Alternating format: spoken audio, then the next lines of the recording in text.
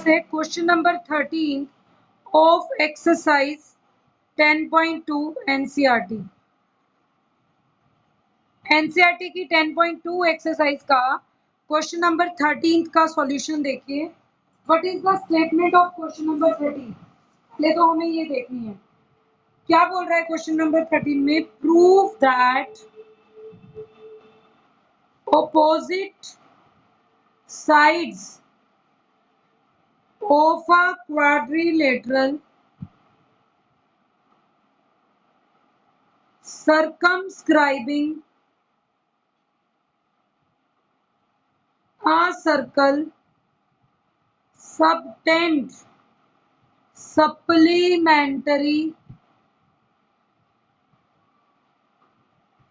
angles at the center of the circle। Prove करना है बेटा कि opposite sides of a quadrilateral circumscribing a circle. पहला काम तो ये हो गया, इसका मतलब एक सर्कल था तो इसको एक क्वाड्रिलेटरल सर्कमस्क्राइब कर रहा है चारों तरफ से।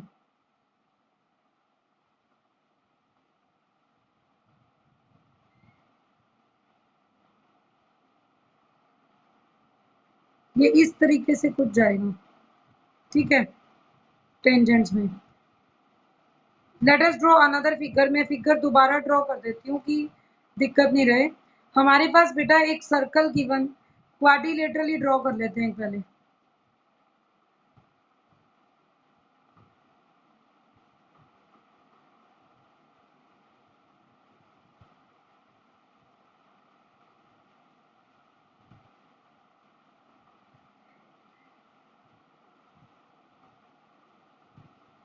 एक क्वाड्रिलेटरल है जो सर्कल को सर्कमस्क्राइब कर रहा है। सपोज गिवन स्टेटमेंट में इतना है, ये कह रहा है प्रूव करो बेटा कि जो अपोजिट साइड्स होंगी क्वाड्रिलेटरल की वो सर्कल के सेंटर पर सप्लीमेंट्री एंगल का पेयर बनाती हैं।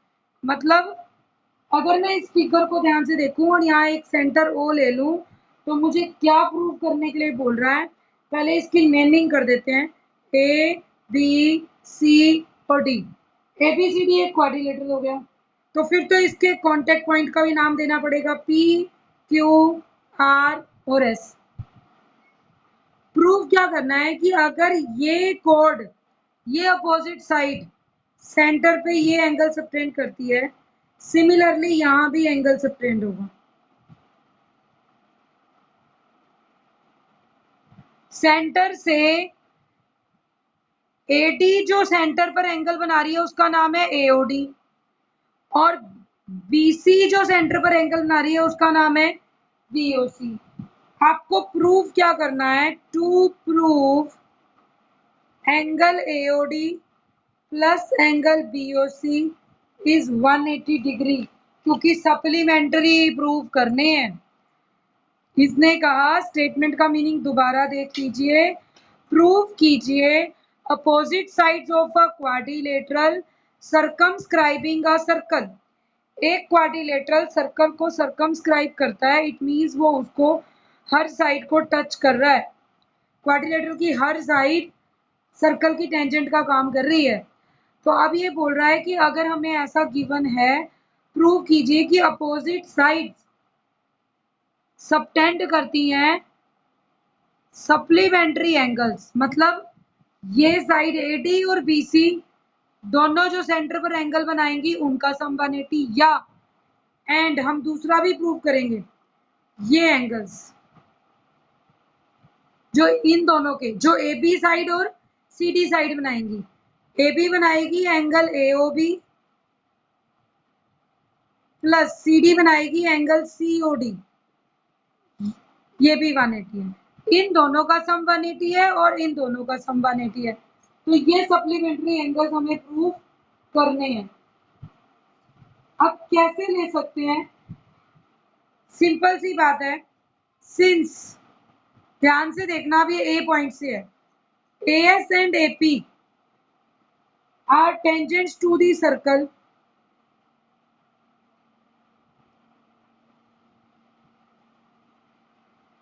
From point A,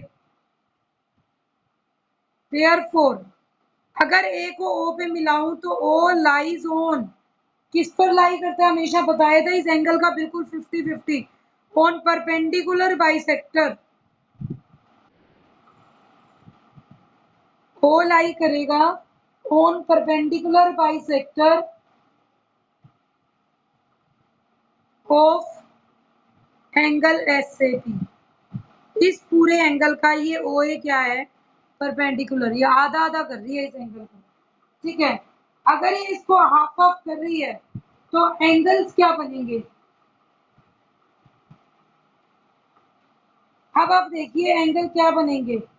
angle B A ओ, मतलब बी से गए ए पर half angle, angle B A ओ।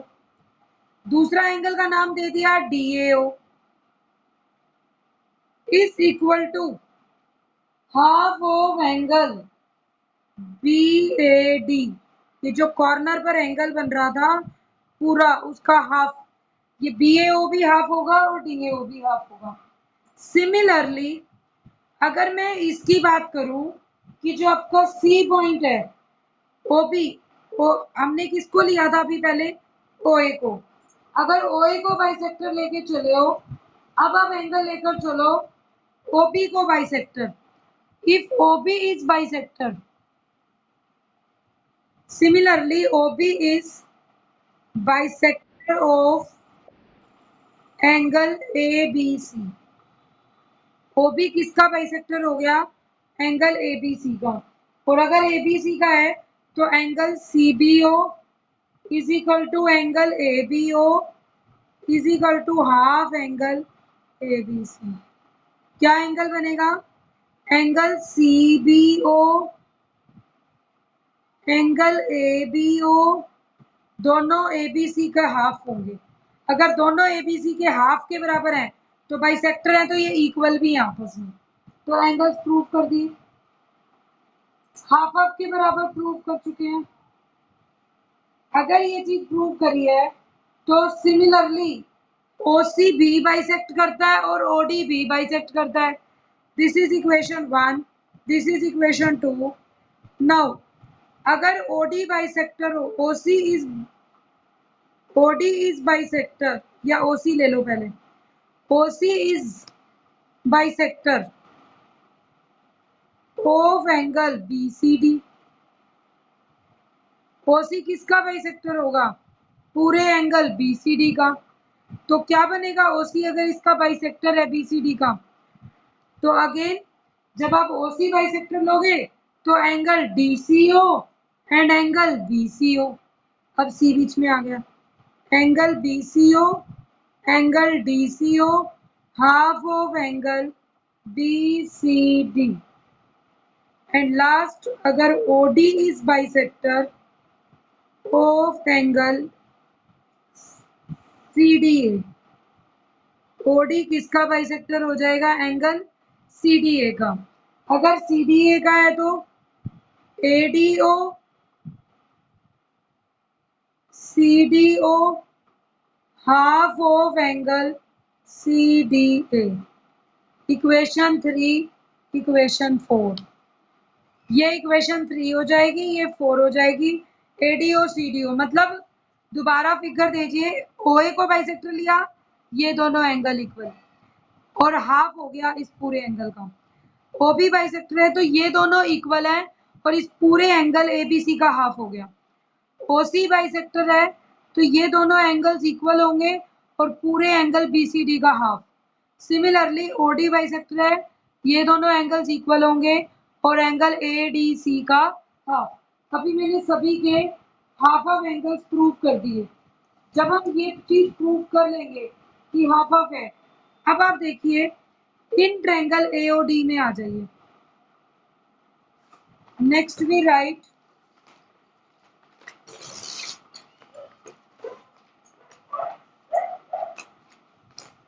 अब लेते हैं बेटा इन ट्रायंगल एओडी। मैं कौन सा ट्रायंगल ले रही हूँ, एओडी।